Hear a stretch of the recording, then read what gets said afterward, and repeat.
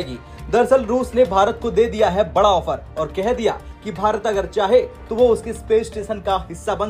हालांकि चीन भी इसमें शामिल नहीं होगा क्योंकि वो एक अहंकारी देश है और भारत रूस का।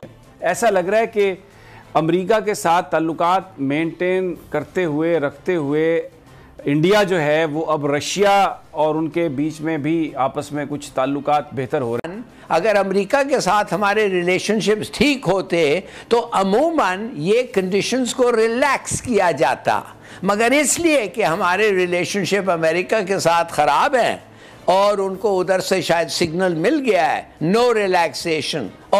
तो सर हमारे यहाँ तो हर चीज़ हम अमेरिका और सऊदी अरेबिया से बात करके करते हैं, तो क्या वहां से अमेरिका या उधर से कोई प्रेशर आ सकता है कि दोनों कंट्रीज आपस में टर्म्स ठीक करें, हिंदुस्तान पाकिस्तान? इस पे भी इंडिया में एक पॉइंट ऑफ व्यू है कि वेस्ट के अंदर भी शायद कोशिश है कि ये दोनों एक दूसरे से दूर ही रहें। दोस्तों, पाकिस्तान के मीडिया में आए दिन हिंदुस्तान में चल रहे किसी ना किसी खबर को लेकर चर्चाएं काफ़ी तेज होते रहती हैं।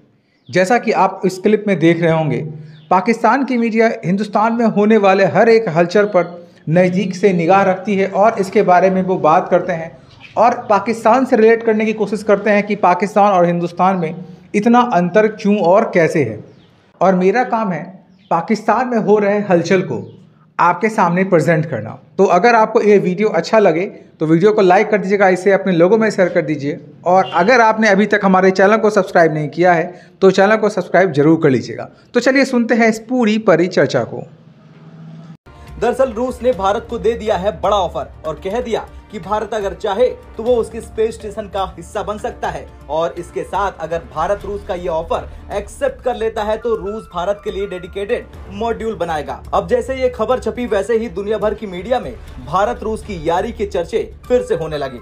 बता दें, रॉयटर्स समाचार एजेंसी की रिपोर्ट के मुताबिक रूस की, हालांकि चीन भी इसमें शामिल नहीं होगा क्योंकि वो एक अहंकारी देश है और भारत रूस का साथ दे सकता है जैसा वो हमेशा से देता आया। अब अगर बात रूस की करें तो रूसी ऑर्बिटल स्टेशन का पहला मॉड्यूल 2027 में लॉन्च किया जाएगा, जिसका निर्माण 2032 तक पूरा हो जाएगा। ऐसा लग रहा है कि अमेरिका के साथ ताल्लुकात मेंटेन करते हुए रखते हुए इंडिया जो है वो अब रशिया और उनके बीच में भी आपस में कुछ ताल्लुकात बेहतर हो रहे हैं। दूसरी तरफ हम सी पैक के हवाले से चाइना के साथ भी हमारी दूरियां आ रही हैं। बड़ी कॉन्फ्लिक्टिंग किस्म की रिपोर्ट्स हैं। उनकी फ़ॉरेन जो उनकी फ़ॉरेन ऑफिस की वेबसाइट है उस पर जो सवाल व जवाब आते हैं, रफ्तार भी यहाँ पर थमी हुई है। बिल्कुल अफ़गानिस्तान पर भी हम अमेरिका को टो कर रहे हैं और अभी चौधरी सरवर साहब का मैंने एक क्लिप सुनाया जिसमें वो कह रहे हैं कि IMF ने हमसे सब कुछ यानी लिखवा लिया है और सिर्फ $2 बिलियन का कर्ज करें। वैसे भारत रूस की यारी की बात कर लें तो वैसे ये दुनिया ने देखा है कि रूस और यूक्रेन के बीच चल रहे युद्ध पर भारत ने हमेशा से ही अंतर्राष्ट्रीय मंच पर रूस की निंदा करने से परहेज किया। हालांकि भारत कई बार कह चुका है कि इस युद्ध को कूटनीति के जरिए हल किया जाएगा। भारत के प्रधानमंत्री नरेंद्र मोदी की सरकार ने रूसी आक्रमण की कभी खुले तौर पर आलोचना नहीं की। उन्होंने दोनों देशों के बीच के युद्ध को खत्म करने के लिए बातचीत और कूटनीति का रास्ता अपनाने पर बल दिया। खैर, रूस ने भारत को ऑफर देकर एक बार फिर से दुनिया को एक झटके में समझा दिया कि भारत की यारी के लिए रूस कुछ भी करेगा और भारत रूस की दोस्ती से जलने वाले देशों को भी साफ पता चल गया कि ये दोस्ती न तो कोई तोड़ सकता है और न ही किसी में इतना। तो सर हमारे यहाँ तो हर चीज़ हम अमेरिका और सऊदी अरेबिया से बात करके करते हैं, तो क्या वहां से अमेरिका या उधर से कोई प्रेशर आ सकता है कि दोनों कंट्रीज आपस में टर्म्स ठीक करें, हिंदुस्तान पाकिस्तान? इस पे भी इंडिया में एक पॉइंट ऑफ व्यू है कि वेस्ट के अंदर भी शायद कोशिश है कि ये दोनों एक दूसरे से दूर ही रहें। तो पाकिस्तान ने कभी, यहाँ के leader Jinnah included, have never had a vision. मुल्क तोड़ना था, तोड़वा लिया। ये काहे के लिए बना है कोई क्लियर नहीं है और वो आज तक चलता आ रहा है। So it all begins with Jinnah and not Liaquat Ali Khan as some people would like to believe. ये टू नेशन थ्योरी की ही एक वो चीजें हैं कि यू कैन नेवर एक्सेप्ट कि भाई हम यहाँ के रहने वाले हैं, चले हम मुसलमान हैं, वो हिंदू हैं। कल्चर वाइज, सिविलाइजेशन वाइज ये मिली जुली सिविलाइजेशन ही बनी थी। मुसलमान भी आए और फिर यहाँ के होके रह गए। हम क्या अरब हैं? हम जाए ना कोशिश करें अरबों को मनाना है, वो कहते हैं यार यू आर हिंदीज। अभी तक वो पाकिस्तानी कहते हैं। सो विच इज अ फैक्ट।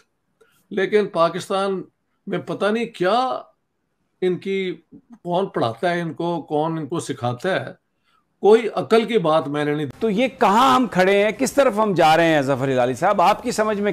अगर अमेरिका के साथ हमारे रिलेशनशिप्स ठीक होते तो अमूमन ये कंडीशंस को रिलैक्स किया जाता, मगर इसलिए कि हमारे रिलेशनशिप अमेरिका के साथ ख़राब हैं और उनको उधर से शायद सिग्नल मिल गया है नो रिलैक्सेशन और हर चीज़ पे स्ट्रिक्ट एडहेरेंस, तो मेरे ख्याल में ये इस वक्त it is beginning to pinch, और ये हमें इसको, जब हमने कोशिश की है, पाकिस्तान ने किसी ना किसी तरीके से उसे सैबोटाज कर दिया है। Kargil is one, Pathankot is another, और फिर आप भूल रही हैं 2008 में ये जो ही हम अब बता रहे हैं टेररिस्ट अटैक हो गया, ये पाकिस्तान की रिस्पॉन्सिबिलिटी ज्यादा है हिंदुस्तान से। अगर Bilawal Bhutto continues to be the foreign minister of Pakistan, तो एक बहुत बड़ा प्रॉब्लम तो है ना कि वो किस बुनियाद पे जाके बात करेंगे इंडिया में।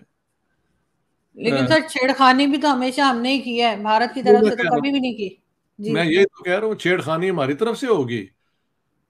तो दोस्तों, आप लोगों ने इस पूरी परिचर्चा को सुन लिया और आपने ये देखा कि कैसे पाकिस्तान की मीडिया रो रही है। मैं ये कह सकता हूँ कि पाकिस्तान की मीडिया रो रही है हिंदुस्तान की तरक्की को देखकर और हिंदुस्तान के बढ़ते हुए ताकत को देखकर।